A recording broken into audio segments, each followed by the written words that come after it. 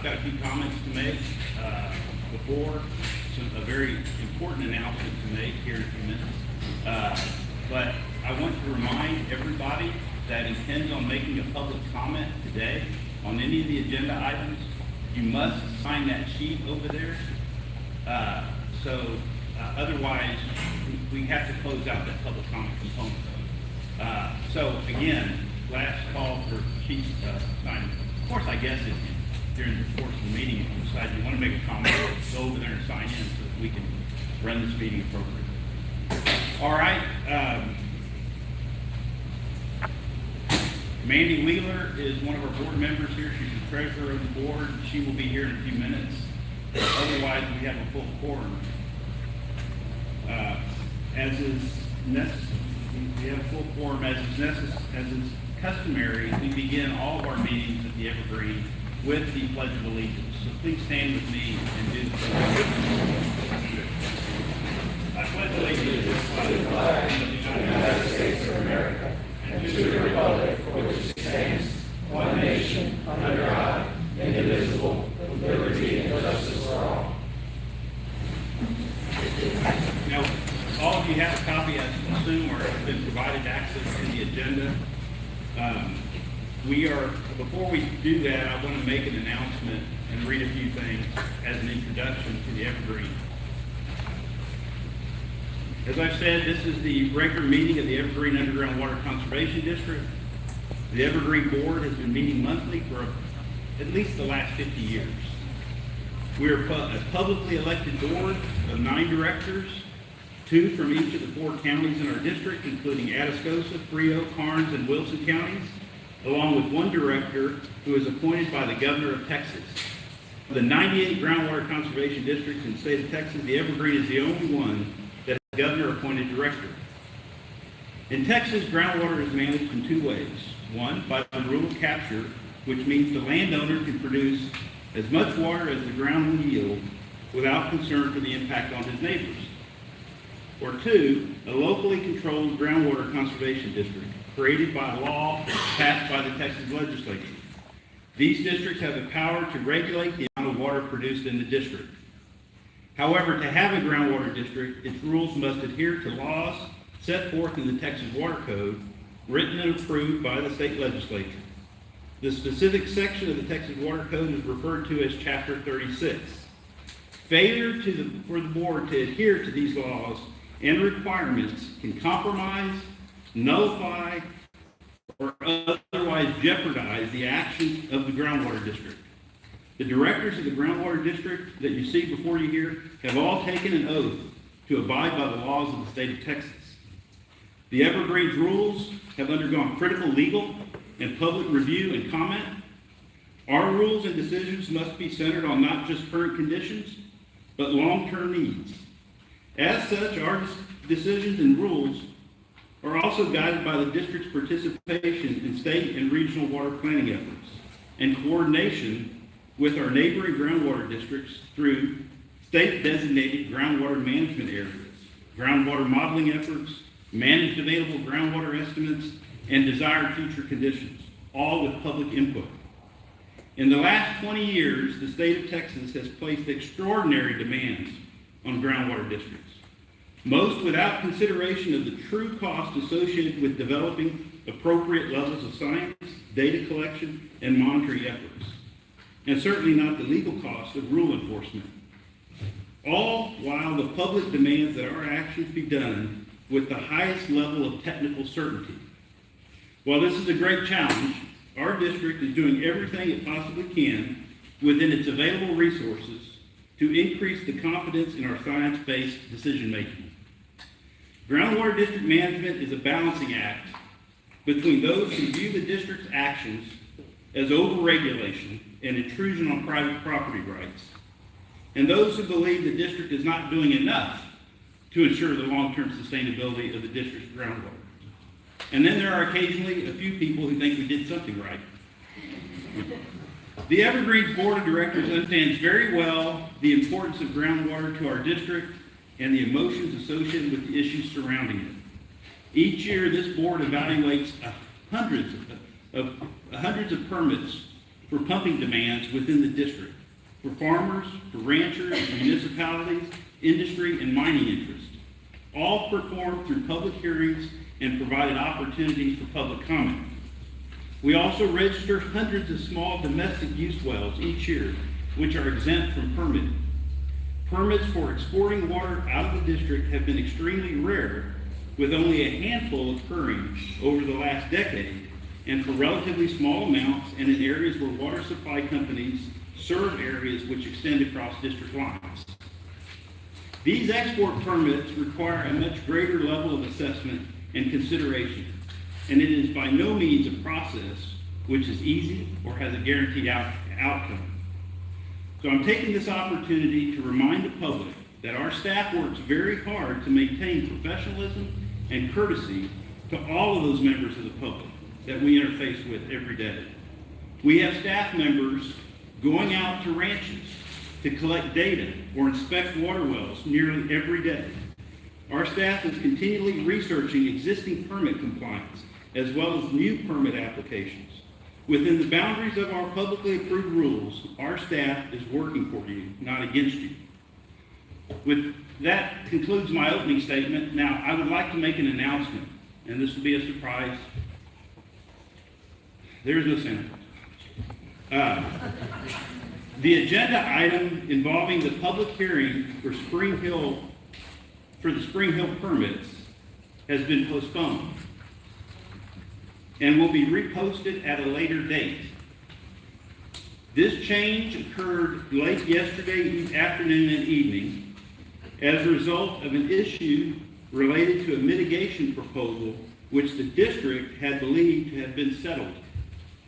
With this issue being unresolved as of even this morning, the district considers the application incomplete and therefore must postpone the planned hearing. With that said, however, with the consent of the applicant, in lieu of the planned public hearing, the district will present the application information available to date and will accept public comment regarding the application. The public comment and any request for a contested case hearing will be considered as having met the requirements for comment and board consideration at the future public hearing should the application meet the full completion requirements. So, we will be holding a an open public discussion and presentation of the Spring Hill permit. We don't know when their issue will be resolved, but when it is resolved, then we'll reschedule another public hearing. But everything that happens here today, comment-wise, contested case request, whatever, will be valid and apply to any future hearings. So you have not wasted your time in any way, shape, or form. This is truly an opportunity to understand the details of that application. With that said, we open the public comment specifically to any agenda item other than on anything other than the Spring Hill issue. Does anybody have a comment they wish to make on any of the agenda items? And let me remind you, any public comments have to be specific to an agenda item. So, the floor is open. If anybody has signed up to speak to a different agenda item, please let us know. If not, we will move on to the agenda.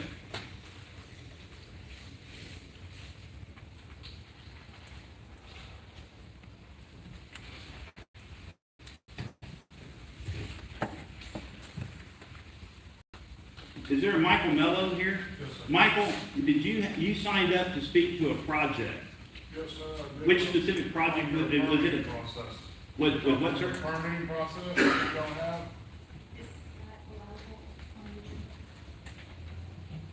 So you want to speak to, you have a comment regarding the permitting process? Unless it's a specific agenda item, we can't allow it at this time. Thank you for your consideration. We can comment on it, the board can't interact. Okay, I'm sorry. Please come up and give your comment, sir. You've got 5 minutes. We cannot act on it because it wasn't part of the agenda or discuss it, so. Well, comment to y'all about it, y'all's permitting process. The time that it takes to do it, we got some wells to drill, and I'm being told we can't do them until after the first of the year because we're gonna have lack of manpower and people to get to the field to do things. That doesn't help me as a water well driller, and it doesn't help my client that needs the water or needs the wells done. And I would, want y'all to try to speed y'all's process up a little more to where we can get a permit in a timely manner to get some of these wells drilled. The landowner doesn't want to hear it's going to take a month to get a permit. He's under the assumption that that's my property. I should be able to get a permit within a reasonable amount of time, which I would think a week's time is more than enough to drill, especially a big one. These wells are not drilled every day, but they're drilled when they're needed. And I have a client that is, having serious issues with it. Because he's, permit Have application. you submitted it? yet? Yes, ma'am, we've already started the process. No, you started the process, have you submitted the application? yet? No, ma'am. Okay, so by law, at a very minimum, there has to be 10 days public, that's by law, state statute, 10 days public hearing notice. The staff has to get it as complete all the requirements before then. And so if the permit hasn't been completely submitted yet, there has to be a reasonable process and time and place in addition to the 10 days required by law and notice.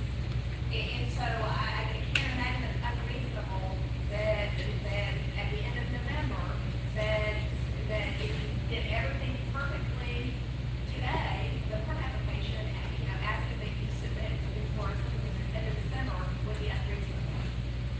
Well, we're telling them we won't be able to be looked at until January.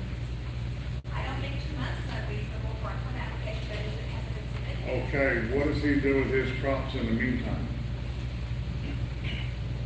And his water needs? There's ample time to come to the district, I'm sure, before the well needs to drill.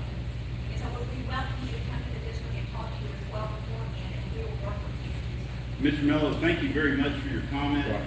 and our staff remains available. I'm sure Aaron will address those issues directly with you, and our staff will work to try to get to a resolution, make sure you understand all the requirements that we have to meet Right. in order to do this, so that there's open line of communication. But it has to go through a public process. Right. And that means it has to go before the board to consider and allow the neighbors and anybody else that may have concerns about it.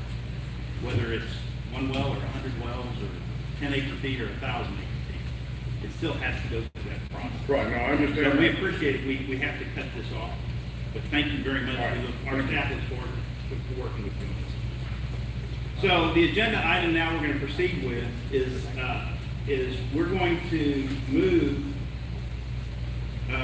the agenda to a public hearing. We have 2 public hearings that are going to take place before the spring bill discussion. A public hearing regarding the adoption of the district management plan, and a public hearing regarding water well drilling and production permit applications. And then we will move into the public discussion of the Spring Hill application. So, Thank you. This is a follow-up presentation for the board regarding our management plan, and it is a follow-up to last month's introduction.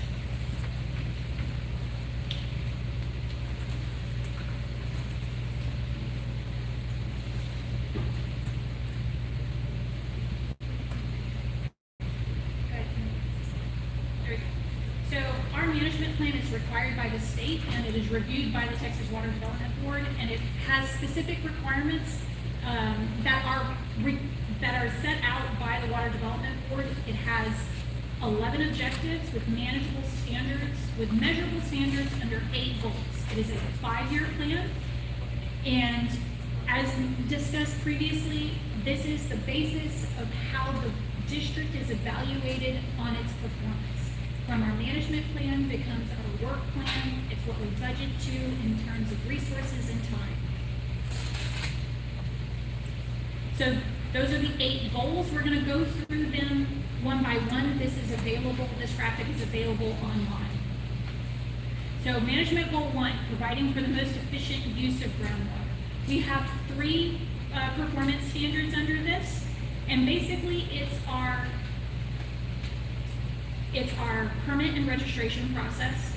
So what you see is the effect of our rules, the number of well records that we have. Every single well in the district, regardless of use, regardless of age, is supposed to be registered or permitted. These numbers are actually a little bit stale because we have a lot of activity coming through the door, and it is always moving. We have exempt wells that are less than 25,000 gallons per day. We have permitted wells in excess of that. From those wells, for our permitted wells, as part of our management plan, we are required to work with the producers for annual reporting. You see the map of last year's annual reporting of where we had our hot spots and the breakdown on the right of the county and the use. We take all of this data and we work with the state in 2 ways to use this data effectively. One, we make sure that it's incorporated into our planning processes with Region L, GMA 13, GMA 15. This is how we communicate to the state of what they need to anticipate is used by the district in terms of groundwater. Then we also use it in order to update our models so that our models are the most effective and reflect what our users are telling us that they are actually using on the ground. We have a metering requirement for our permits. This is, if you have a permit, you probably received an email about a week ago reminding you of annual reporting. If not, please come talk to us and send us your email address. In about weeks, you're going to receive the mailer in the mail, your meter readings and your annual production. All of that data is what creates this data product that we work with the state in order to effectively use science to manage the groundwater. For those meters, I would just like to remind everyone that the district has been working with the Water Development Board on an agricultural conservation grant where we're able to cover the cost of existing meters for our users. This is a reimbursement where the owner's cost share is to install the meter. 50% of the cost of the meter is on the district and 50% is covered by the state grant. We've actually started to have an increasing number of participants in the meter program, which is very positive. But if you're interested, please remember that we run out next May. So this is a time-limited availability of the resource. So I might add, don't let the installation, the cost of the water meter on your permitted well be a reason not to do that. You can't say it costs too much. You can basically get it from the Evergreen and through the water bill for free. Obviously, provided you need installation. In addition, under this particular goal, we have a monitoring program. And we monitor throughout the district, and we're always looking for additional monitoring wells. And Stephanie, yesterday, what was our count on monitoring wells for the district? We now have 60 monitoring wells. And we're looking for more. So if you are interested in your well being a part of that program, please come talk to us. If you have a well you no longer use, or in your backup well that doesn't have a pump in it, let us know. We can turn your monitoring well for the district for the benefit of your neighbors and the benefit of the entire district. And we use this data also in our models and in the science because we need to have observations that we can correlate with use in order to have effective predictions of what is actually going on in our aquifers. Our second goal is controlling, preventing waste of groundwater. And this is a state-required goal where if we have a complaint about waste, we are required to go and investigate that complaint and then work with the producer to identify what needs to be done to resolve. As As the board is aware, y'all get briefings of when we do receive those complaints and how we resolve what the outcome of the investigation is. And that is required every month, and a summary at the end of the year. Our third goal, also right by the state, is to work through those planning processes. I mentioned Region L, GMA 13, and GMA 15.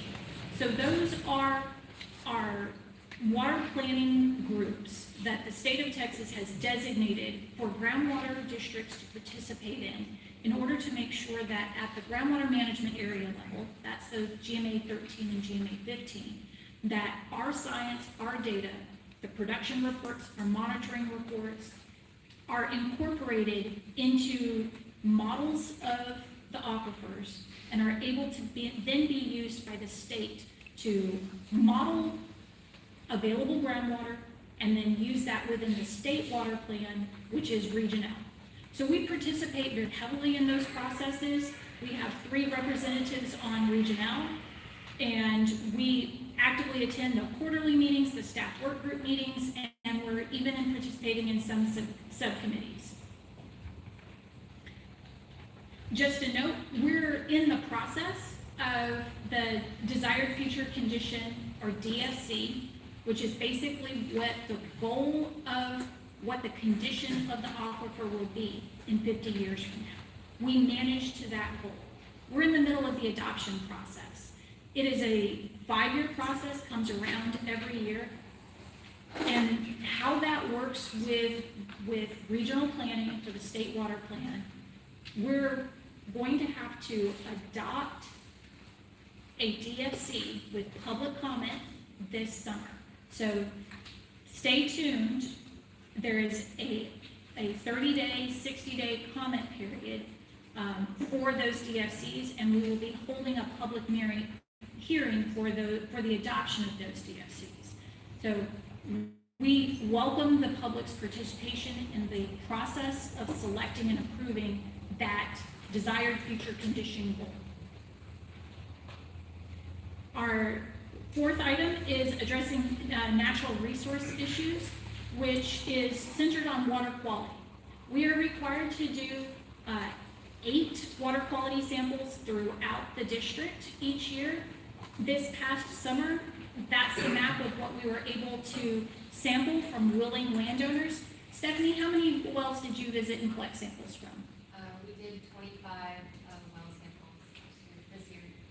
And we are gearing up for this next summer, so if you are interested in participating in our water quality study, please reach out to us, get on the list of a willing landowner to have us sample your well, because we need that water quality data. Just a note, you might be asking, okay, well, what does that mean? One of the big things that we look at is total dissolved solids. You can see the map of the preliminary results, but we also look at a lot of other constituents to determine whether there's a change in the water quality of that aquifer and whether it presents a concern to the users of that water. Management Goal 5 is addressing our drought conditions as required by the state. So we provide a briefing to the board, an outlook every month of, hey, this is what's the current drought condition, this is our forecast, this is what we anticipate, and that resource is actually available to the public on our website. So if you go to resources, it's at the very end of the page. Might add, if you have a method to end the drought, please let us know. We'll certainly take that into consideration. Our 6th goal is addressing water conservation, which we have an education program. We are actually changing up our goal on this particular item. Previously, it had been very focused on flyers and our website. We're going to add in workshops, and we're committing to 2 workshops and additional blog articles and flyers, informational items on our website. And for the board, we have budgeted contract with Texas AgriLife to help us perform those workshops, and at the workshops, there will also be water quality screenings conducted by AgriLife. So the public will have an additional opportunity to have their wells tested for water quality. Management Objective 7 is addressing the desired future conditions. I mentioned that we go through the process of selecting desired future conditions within our joint use planning. But the groundwater district is required to use our monitoring data, which we had from Objective 1, in order to identify where we are in that 50-year spectrum and have we met that desired future condition. Are we getting a little too close to it? Are we doing just fine?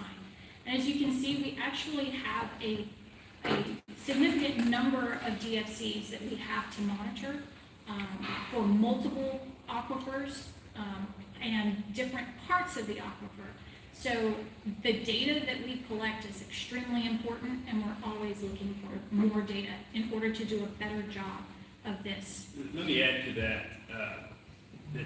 The term DFC, desired future condition, and what this graph shows, this is a mechanism by which we're monitoring the rate of groundwater falling based upon the usage in our monitoring data.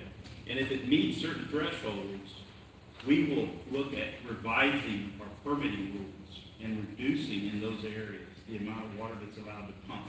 So there is a mechanism by which, if those water levels are declining based upon our models and based upon our projected, what we've decided on, we want the future conditions of the aquifer to be, we have the ability then, and the science behind revising our rules, revising our permit quantities to reduce the amount that we're permitting so that we can maintain that. So there is a mechanism in place to adjust our permit volumes.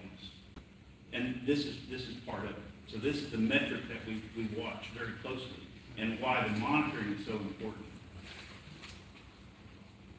And so how we translate that monitoring, we present multiple metrics to the board every month, from month-to-month change, annual changes, the district average change from baseline conditions.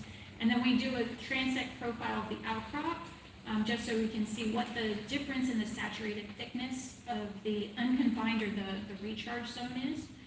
So there's a lot of data analysis that is performed on that monitoring data and available for the board's consideration in those decision-making processes.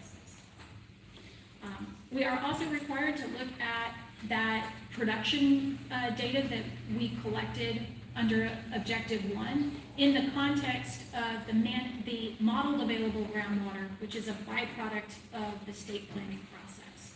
And you can see where we're looking at what we use and what's modeled is available according to those desired future conditions by the state. We have to keep track of those very carefully. And again, just a reminder, this next summer, we're going to be having the public hearings for the selection of those desired future conditions. And we very much welcome your comment and participation. And our last goal is addressing precipitation enhancement, which we do through our support of the South Texas Weather Mod Association. This is in our budget and part of the Proud City program. So the process from here on out, we have our public comments that we take into the record, and then we have a proposed adoption by the board today, and we can submit it to Water Development Board, and they will review it. And then our drop-dead deadline is we have to go back and forth with the Water Development Board. When they accept it, it needs to be a clean acceptance by March 5th. So this is an important deadline. And so there is no action in the public hearing, but the recommendation in the regular board meeting for the board's consideration is to adopt the district management plan and the associated resolution, allowing me to submit the plan to the Water Development Board for review. Okay, at this time, do we have a public comment associated with this? Okay, there is a we're in this hearing right now regarding our management plan. Are there any public comments related to the management plan presentation that you've just seen? I know it's a lot of information, but I really encourage those interested in really getting into the nuts and bolts of how this water works and how the planning works and how the district works with the state and all of our partners, please consider participating. We very much appreciate your involvement. But there being no further public comment on this, I'm going to close this public hearing related to our district's management plan. We will reopen this component up during the regular agenda to address this recommendation. All right, so we move to the next public hearing, and that's a public hearing on the water well drilling and production permit application. I thought this would be a good opportunity for the community to see how these permits come in, what's involved with them. And so we've got several permits that we're going to be presented to the board and addressed.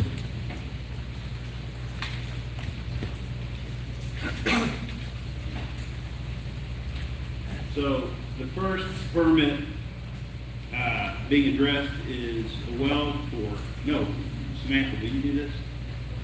Okay.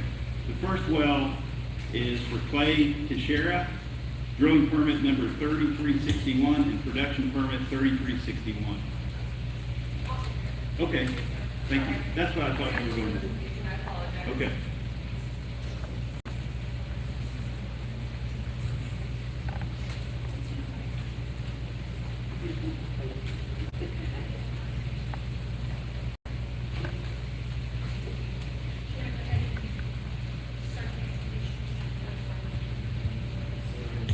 Everybody hear me okay? Thank you. Any better now? Perfect. Appreciate your feedback. Okay, so bear with me. I'm not used to having a mic in my mouth, but we'll try my best. So the first permit is for Clay Teixeira, permit number 3361. He's located in Frio County for irrigation use. The total acreage of the property is 37.33 acres. The well will produce from the Carrizo Aquifer at a depth of 460 feet. The capacity of the well is 100 GPM. The total maximum annual production of the well will be 74.66 acre feet based off of 2 acre feet. This is his first permitted well on the property. He is going to be producing hay.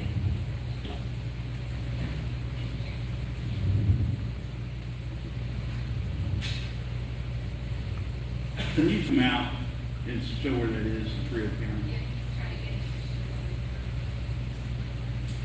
And yeah, we apologize. Our normal system of AV over at the main office, so we're having this technical malfunction.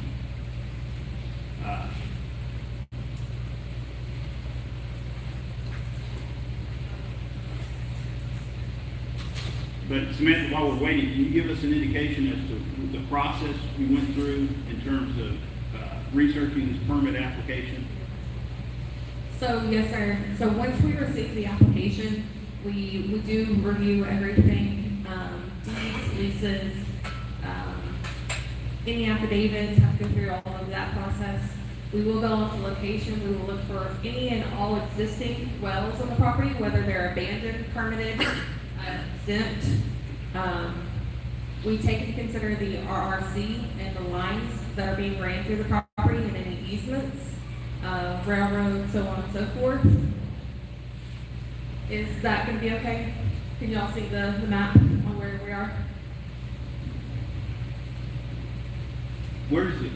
Is that, Can you give a landmark? is that, So 35, you can see 35 south, that main road, and then you have 173 going the opposite direction, and then you are off of 462 County Road and 472. so this is east of Moore? Correct. Okay. Yes, sir, in Frio County. Once we've received all that data from the field work and the application, we do an internal audit and make sure that all of our documentation is correct historically. We ensure that all of that data is updated into our system and available for the general public to look at where those wells are. This particular well only had one on the property.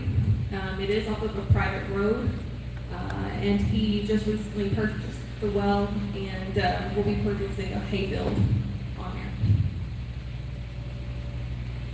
Okay, you've heard the presentation. Is there any questions before I ask for a motion to approve this permit? Do I have a motion to approve this permit? Do I have a second? Okay, any further discussion? Abstaining? All those in favor say aye. Aye. All those opposed say nay. Based upon the information provided to staff and the complete application and the lack of public comment, this permit has been approved. Thank Next you. one. Thank you, Board. The next one that I have is for Carrie Rivas, permit number 3371. It is located in Wilson County for irrigation use, also for hay. The total acreage of the property is 255.41. The well will be producing from the Queen City aquifer at a depth of 600 feet. The capacity of the well is 600 GPM. The maximum annual production of the well will be 510.82, which is based off of 2 acre feet. This is also his first permitted well on the property. This is just outside of Floresville, due east, and that is 181.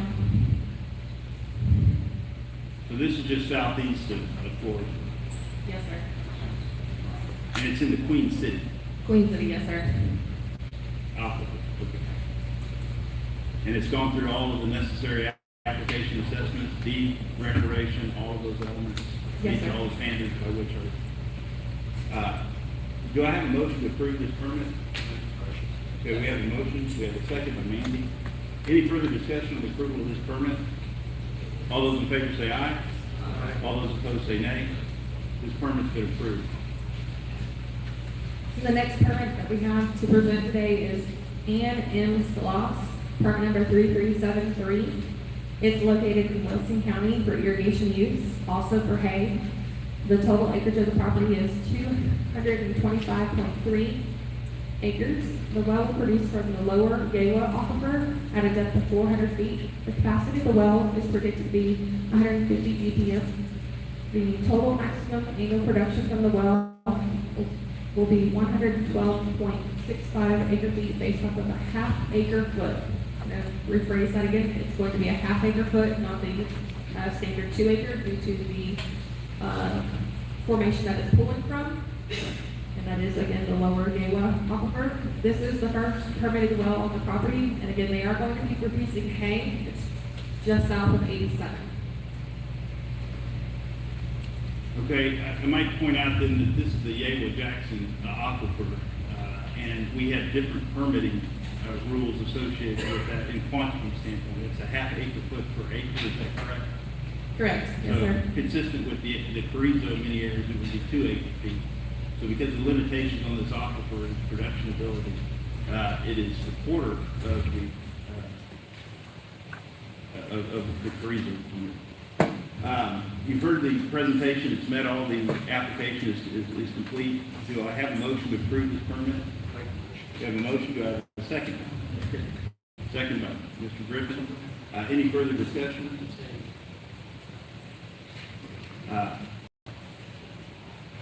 There being none, all those in favor say aye. Aye. All those in favor against say nay. This motion for permit approval of 3373 is passed. All right, I think that concludes. Do we have another one? We have the amendments of the permits. Oh, okay. Yes, sir. I'm sorry. Proceed with the amendments to existing permits. Thank you, sir. So, yes, sir, these are existing permits. They are looking to increase production on an existing well. We did a full cleanup, I think last month, of a new well that the turf farm is looking to put in, which is Blade Runner Farms LLC. These are going to just be cleanup items on those. I apologize. I did mention on the other ones, but at the bottom of each screen, it shows how many wells we do clean up whenever we do cleanups. This particular one, we had 31 wells that were cleaned up, which was 23 exempt, 8 permitted, and 5 abandoned wells. So that was a full process. This is just the last little bit of cleanup on that. You know, that's an important component there when you're talking about someone comes in and wants a permit, so we go out and evaluate it, and we find out, in this case, there were 31 other wells on the property that we had to register. The process to collect that data, analyze it, is pretty significant, to bring them on board, because we will not approve a new permit unless they're in compliance. Their property is fully in compliance, and all the wells have been identified, and they are permitted, or the process is complete. And so it happens on most of these cases where we go in to permit a well. During the evaluation, we find a lot of other wells, literally hundreds of wells we've discovered on permit applications in the last year. Just part of the process. Yes, sir. So part of this cleanup, I'm going to do these separate. The first one is Blade Runner Farms LLC, permit number 1526, located in Atascosa County for irrigation use. The total acreage of the property that is leased is 168 acres. The well produces from the Carrizo at a depth of 966 feet. The capacity of the well is 700 GPM. The total maximum annual production of the well is 336 acre feet based on 2 acre feet. This is the only permitted well on the property. The original permitted allocated was 300 feet per year. We are going to increase of 36, which is minimal in the grand scheme of things, but we want to make sure that everything is exact when we do these cleanups. All right, I have a motion to approve this amendment.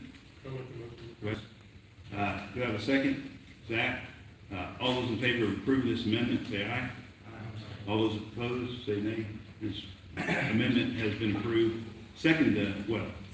Thank you. Blade Runner Farms LLC, permit number 1551, located in Atascosa County for irrigation use. The total acreage of the leased property is 367.3 acres. The well produces from the Carrizo Aquifer at a depth of 1,000 feet.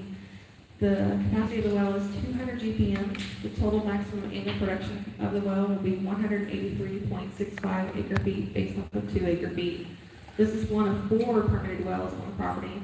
The original permit allocated was 160 acre feet. This is an increase of 23.65 acre feet. Again, little, but necessary. All right. Do I have a motion to approve this as presented? We had a first and a second. Any additional discussion? All those in favor say aye. Aye. All those opposed say nay. This amendment has been approved. Next amendment, please. The final amendment is also for Blade Runner Farms LLC, permit number 2567, located in Atascosa County for irrigation. The total acreage of the property is 189.69. The well is produced from the Carrizo Aquifer at a depth of 1,100 feet. The capacity of the well is 1,500 GPM from the Carrizo Aquifer at a depth of 1,100 feet. I apologize. The capacity of the well is 1,500 feet. The total maximum annual production of the well is 379.38 acre feet based on 2 acre feet. This is the only permitted well on the property. The original permitted allocation was 200 acre feet per year. This is an increase of 129.38 acre feet per year. Okay, you've heard the explanation and the presentation. Do I have a motion to approve this amendment? Ed, do I have a second? Second, Wes. Any further discussion? All those in favor say aye. Aye. All those opposed say nay. The permit amendment has been approved. Thank you, Board. And now we close that public hearing for the